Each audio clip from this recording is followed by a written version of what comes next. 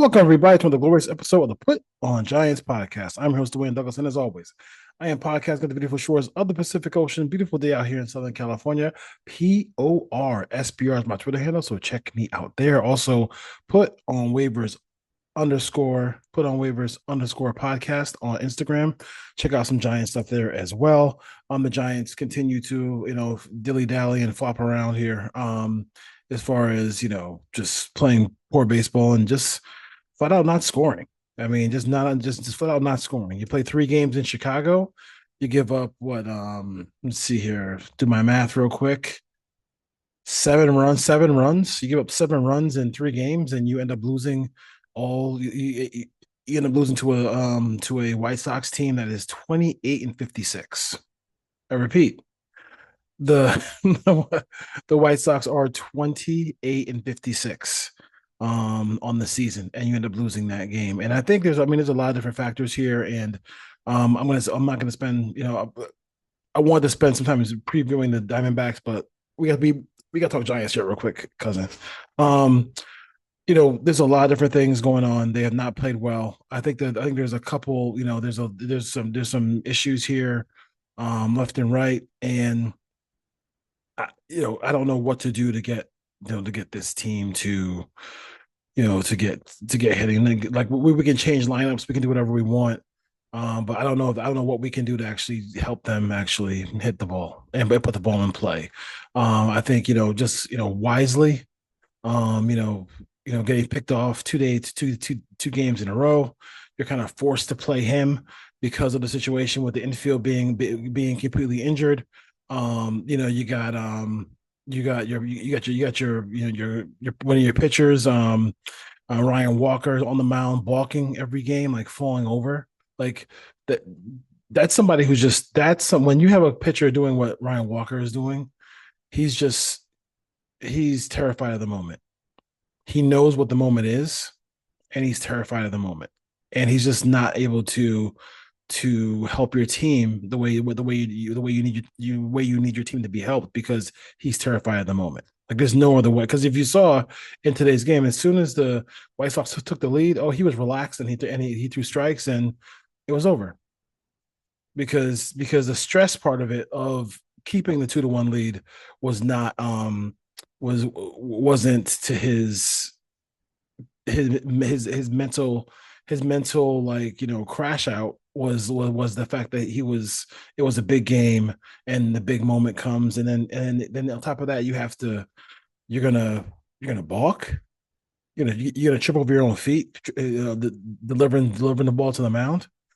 Like, I mean, it's just that's crucial. And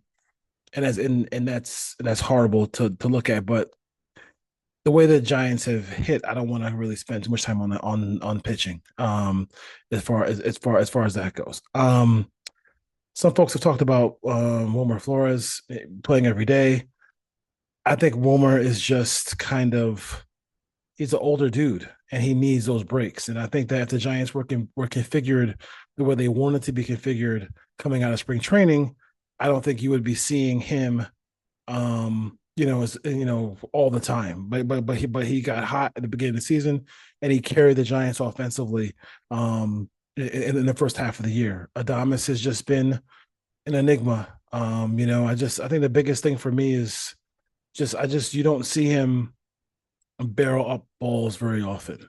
And I had a tweet out today about him, and it's weird to see, like, when runners in scoring position are up there, it's almost like he gets to 0-2 so quickly, and it's like he's swinging the bat, at the plate, as if somebody put some gasoline on top of the bat and just lit it on fire.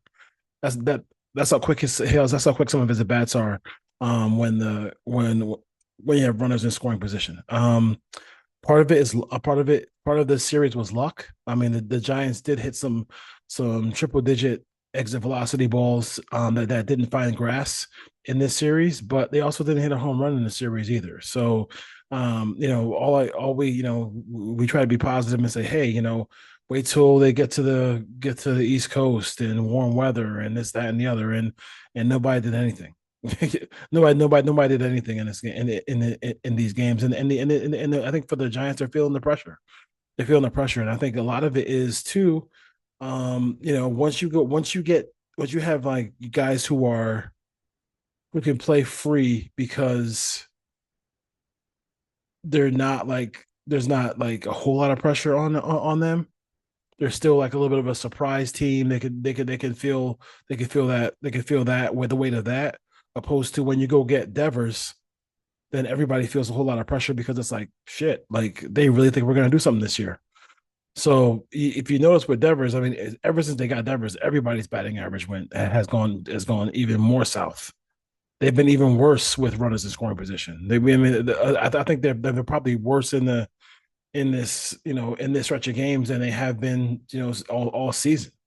And I think people are just feeling the pressure of being in this moment and battling for this wild card and doing what they have to do. So they got to figure it out. And I think for the Giants, for Bob Melvin, this is what they pay you for, bro. Like, you know what I mean? Like this is what they pay you for. They pay you for these moments like this where you have to be able to take your team that's struggling and find ways to get them get one foot in front of the other and get things going.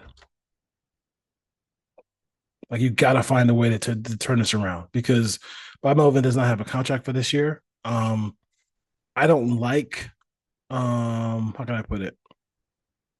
I don't like when teams make moves in season for managers, but when he already doesn't have a contract for next year, if there's a person who the Giants want to give that interim tag to see if they can, light a fire for in this with this team, I don't know. I mean, but it might cost him his job. Obviously, if they don't make the playoffs this year, it's going to cost him his job. He will definitely not be with the Giants next season. There's no question about it. But it might cost him this job this year. People are starting to come after Pat the Bat as well. Um, yeah, I'm gonna just let that. I'm not gonna go crazy about that right now. Um, I think the most recent game that I've seen where the Giants had I thought every hitter really had a solid approach. Um, at the plate was the first game against the Dodgers.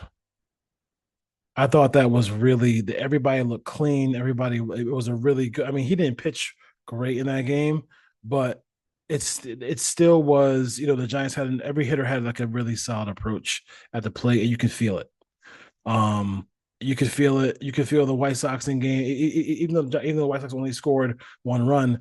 You can see in game two of the series they had an approach in the game where they were just waiting for fastballs all day. They were not gonna expand the zone, and they were just gonna let anything off speed. They were gonna let that thing go because they weren't even biting on anything off speed. Now, it doesn't mean that's gonna work, but that these themes that you might have going to the plate might not work. But I know I'd rather have that than like this free for all at the plate. Like this some of this stuff is Endeavors is. I mean, I hope he's not hurt. I hope I hope it's not a groin or something like that bothering him or something like that. But he's like I can't. I mean, he's just if this batting average gets down to like in the 240s, 230s, then we have to have then we got to do something because it's nuts. Watching him strike out three times against the White Sox is just like a team that he usually could eat off of.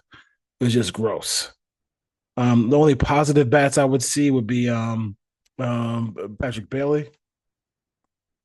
He's been clutch with some RBIs. And then also Koss. Christian Koss. I didn't mind. I didn't. People were. I didn't mind Christian Koss leading off. I don't know. I don't know why we kind of got rid of that real quick.